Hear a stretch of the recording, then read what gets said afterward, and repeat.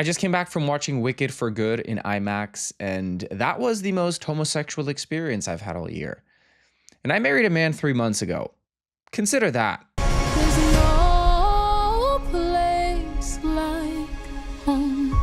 Wicked for Good is finally out in theaters, and that is a big moment for everyone. For the fans, it's the culmination of what has felt like a dream stage-to-screen adaptation. And for everyone else, it's the end of that goddamn press tour. We're free. But back to the movie, and y'all, Ariana Grande really did that. Like, I think I can smell the Oscar. It's on its way. I mean, if you're gonna give an Oscar to Zoe Saldana for Emilia, then you should definitely give one to Ariana. Like, what in the Jennifer Hudson winning the Academy Award for Best Supporting Actress in a movie adaptation of a beloved musical is going on here? Actually, I'm gonna put it out there. So when the Oscars are done, come back here, and if Ariana wins it, told you. Not to detract from Cynthia, who was also phenomenal in the role, but something about Glinda this time around, like she really clocked in. She clocked in to fucking work. As for the movie, some of you might be wondering how it holds up compared to the first one. And having seen the stage musical in the past, therefore being familiar with how the story is gonna go way before I ever saw the first movie, I think it holds up exactly how you'd expect. It really maintains the quality across the board, from the acting to the song, cinematography, the hair and makeup department. Oh, if I don't see an Oscar in their hands, the wigs alone deserve a fucking Oscar. There's this scene where Glinda is on screen and it's IMAX. It's a ginormous screen. I could not stop staring at the edges of her hair. That shit was growing out of her scalp. Who installed these wigs? And the costumes?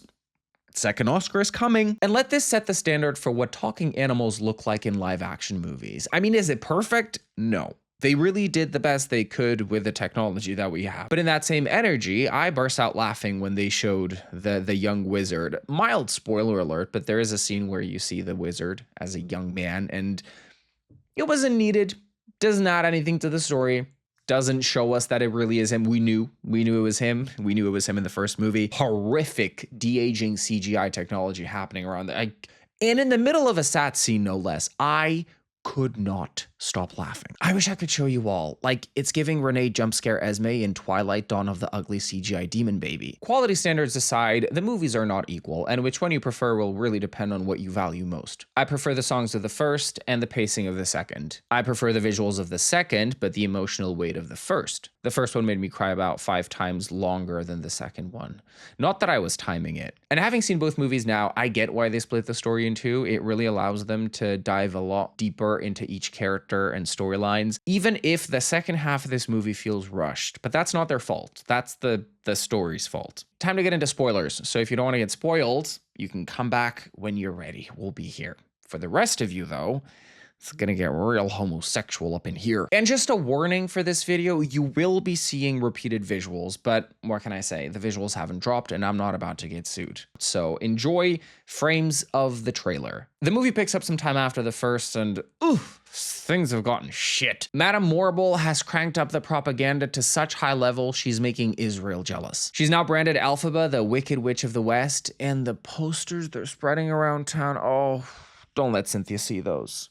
Oh, she's never gonna shut up about it. And Glinda's engaged to Fiyero, who is now the captain of the Gale Force. And yes, he looks just as good, if not better, than the first time around. Glinda is now adored by the Aussians, and this shit made me mad. It made me madder than watching the play, because watching the movie, you get a better understanding of what is happening in the world because of the visuals. Knowing full well that the wizard and Madame Morrible are caging animals, using them as a scapegoat to justify everything bad happening, dragging her best friend through the mud, and Glinda still stays, you spineless liberal cow. And if you think about it for less than 5 seconds, Glinda is the Chris Pratt of Oz. And no, I will not be explaining further. I actually think we need to have more smoke for Glinda. I think she gets off way too easily from this story. And the way she goes along with this entire circus at the expense of her best friend's freedom, don't like it. But what a great performance, because I still cared about her. I still wanted Glinda to come around to her senses and do something useful for once. I was rooting for her. Damn it, Glinda, you got me on that one. Back to the story, then there's Nessa, Elphaba's younger sister, who is now the governor of the Munchkins. Y'all, Nessa is mean. She rules with an iron fist to avoid accusations of being like her sister, and goes as far as removing Munchkin's rights of free travel just so Bok can't leave her. That has nothing to do with her sister. That's just because she's obsessed with Bach, who's obsessed with Glinda, who has no idea he exists. So it's like Nessa loves Bach, Bach loves Glinda, Glinda loves Fiyero, Fiyero loves Elphaba, Elphaba really is that bitch. That's it. That's the tweet. Bach really is that man who becomes obsessed with a woman who's nice to him once. He reads that Glinda and Fiyero are getting married, and his first impulse is to go to Glinda and tell her how much he loves her after that one time when she was nice to him years ago. Huh. And Glinda, who's about to marry the most attractive human being in all of Oz, is obviously gonna be like, oh wow, Bach, you are being so chivalrous. Yes, I want to go with you, you Fiyero, and your perfect face and your beautiful chest and your just dreamy eyes. I want that man. Come here, baby. Oh, mama's gonna get busy tonight.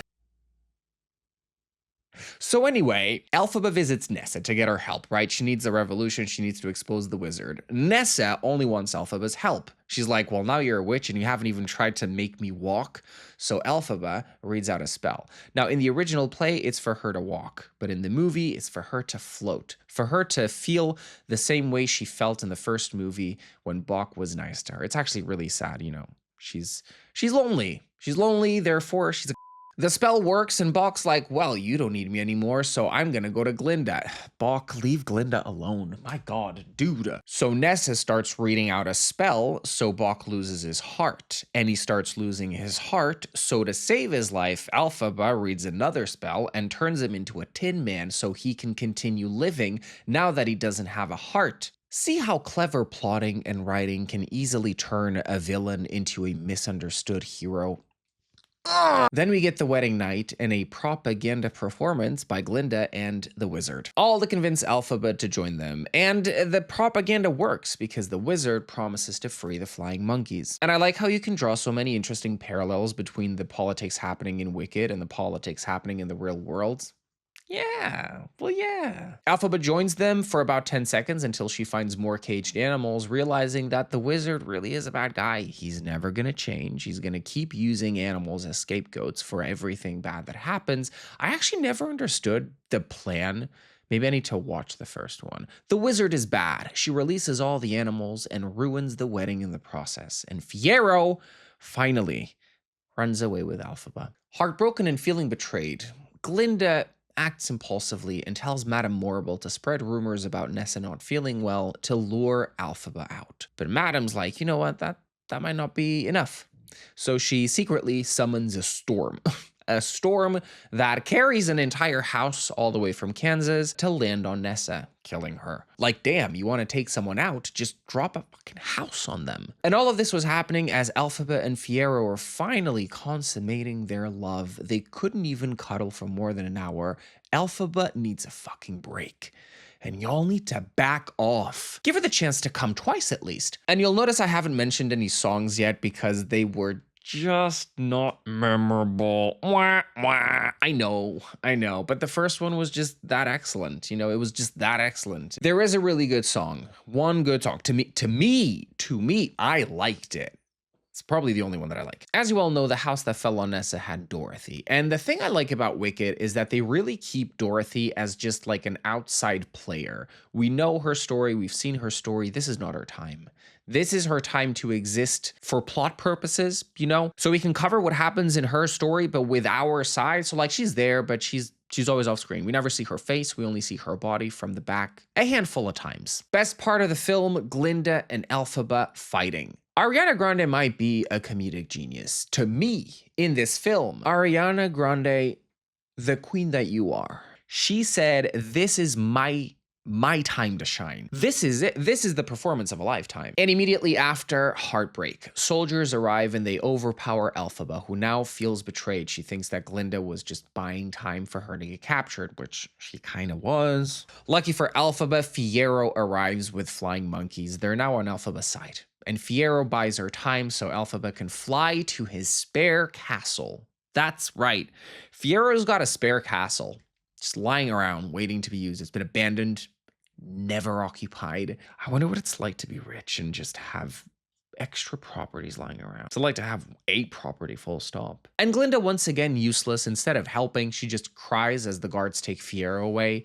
And then Elphaba's in the castle and the visuals are visualing, and she's trying to cast a spell to save Fiyero from the beating of a lifetime he's about to get from the other guards, and she's not sure if it worked or not because she can't finish the spell, and then she realizes that for every good deed that she does, something bad happens. No good deed goes unpunished. A song. First song I'm referencing. The visuals, guys. Ugh! It's like the epitome of a wicked witch. The song, meh. The visuals, hang it in the Louvre. And in case I can't find the visual in the trailer, I'm going to try and describe it.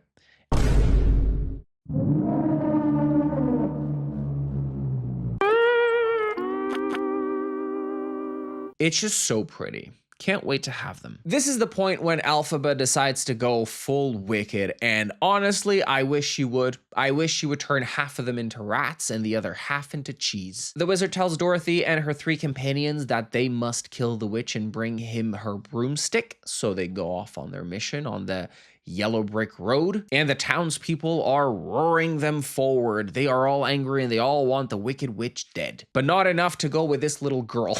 So like they let this little girl go on her own to face the biggest threat, the wicked witch. Meanwhile, Ariana Grande is too busy snatching herself an Oscar. And Wicked does a really beautiful job of blending the over-the-top campness of the musical numbers and of this fantastical world with some very real, grounded moments. Moments where the characters are really allowed to shine, and Glinda really has her powerful moment. She's singing around her place, and she's just acting her ass off. She was acting like the future of the country depended on it. And you know what?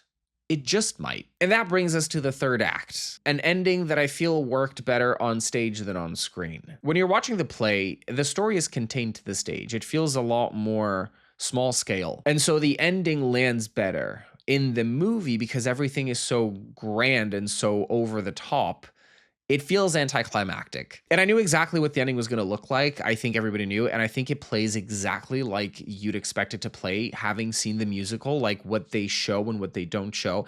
I couldn't help but feel disappointed because I knew that the ending wouldn't feel like it was doing this story justice. It's emotionally taxing and it definitely carries the emotional punch the story needed, but I don't think it plays out in the satisfying way you'd want it to after 4 hours of storytelling. Nonetheless, it's still good because Glinda and Elphaba have another duet, thank God, and this is the song that I like. I have been changed for good.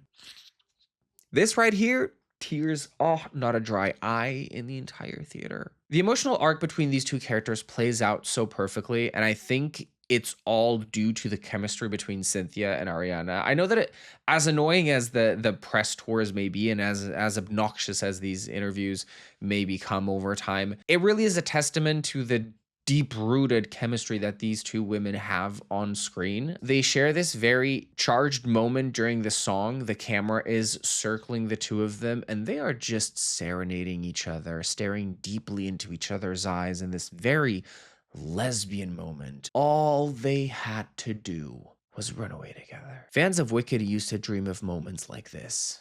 And now we got it. And that's when the big ending of Wicked lands like a wet sock. Elphaba sacrifices herself because Ozians will always need someone to be wicked and makes Glinda promise never to reform her image. Then Dorothy arrives with her friends and off camera, much like it happens sort of off stage. Dorothy pours the bucket of water on Elphaba and she melts. And that's because Ozians are idiots and will believe anything, including that water will melt the witch because she's so dirty and impure. Fiyero literally says that Ozians are idiots and will believe anything. And honestly, replace Ozians with... Who said that? Who said that? Did you guys hear that? That was scary. Then one of the flying monkeys hands a green bottle to Glinda, something that Elphaba carried with her, and that's enough for Glinda to deduce that the wizard is Elphaba's father. I think I may have missed a detail from the first movie, or like maybe I was distracted. I don't know. I don't know how that was enough for her to realize, oh yeah, Elphaba is the wizard's father. I am your father. That's impossible! So she shows the bottle to the wizard and basically forces him to leave and never come back, and then has Madame Morrible arrested for her crimes. And I'm here thinking, why could we not have done this before Elphaba had to sacrifice herself? How easy was it for Glinda to be like, oh yeah, the wizard is Elphaba's father? How could we not have figured that out years ago and then forced the wizard to leave years ago and then have Madame Morrible arrested and have Elphaba do her magic like for good stuff? But with the wizard gone and Madame Morrible arrested, Glinda now releases all the animals and tells all Ozians that we're all friends, there's no enemies, and we need to work together for a good future. And that's it. A happy ending for everybody. And then we also find out that Elphaba faked her death. She didn't actually melt, guys. No, water is not enough to kill the witch. Could you imagine if witches died because of water? Open the schools. And with her is Fiyero, now a scarecrow. And tell me why, as a scarecrow, Jonathan is still so damn pretty. Oh my God. And in the end, Fiyero and Elphaba leave Oz, leave to the other wherever, and they just live happily ever after. And Glinda can never know that they're alive. And the first time that I watched the musical, I was younger, you know, and it was on stage. I didn't really get the full picture. I was mad because I thought, hey, why is it so sad? Why couldn't Glinda know? But now as I've gotten older, it does make sense. First, Glinda's not a victim. Glinda, if anything, deserves some jail time. Prison. Even. It was always Glinda's inability to do the right thing and, you know, go against the grain that caused this entire story to happen, really, because with Glinda's help, Elphaba could have most likely, very probably, succeeded in stopping the wizard a lot earlier. So she's no victim and she needs the pain. Like, she quite literally needs the heartache to become a good leader. Without the impact of her best friend's death and the role that she played in it, Glinda is not able to pop the bubble she's living in. If Elphaba was alive and the Ozians found out the truth, Glinda would never learn from her mistakes because she would just see everything working itself out perfectly. She needs to have the guilt weighing on her so she knows the consequences of letting evil go unchecked. And in the end, she even says, now I want to try and actually be good and do good. And Elphaba left her book of spells, and I think that Glinda can now do magic. I don't know if Elphaba transferred her magic to Glinda or if anyone can just read spells and do magic, since Nessa did that spell earlier. There's some things that I don't understand, but also who gives a fuck? It's a musical. What a movie. What a movie. What an experience. And I can't wait to do a double feature. Wicked, 4 hours long. I am seeing a lot of haters online, and I genuinely don't understand the negative reviews in the sense that, knowing the full story, I can't imagine the movie having played a different way. I think they adapted the scenes they needed to adapt. If anything, people who didn't like it maybe just don't like how the story ends. I'm genuinely trying to think of someone who liked the stage musical watching this movie. What would they have negative to say about it? Beats me. But yeah, that's it for today. Thank you so much for tuning in. If you like this video, make sure to leave a like down below. Subscribe to my channel if you haven't already. And if you have something to tell me, leave a comment down below. Like, for example, addressing how stunning I look today. You could do that. I, for one, think you look stunning. I think that whatever your hair or lack thereof is doing today looks absolutely gorgeous on you. And I think you deserve your flowers. Here, for you. And until next time, stay safe, stay sane, stay stupid, and stay steady. Bye, guys.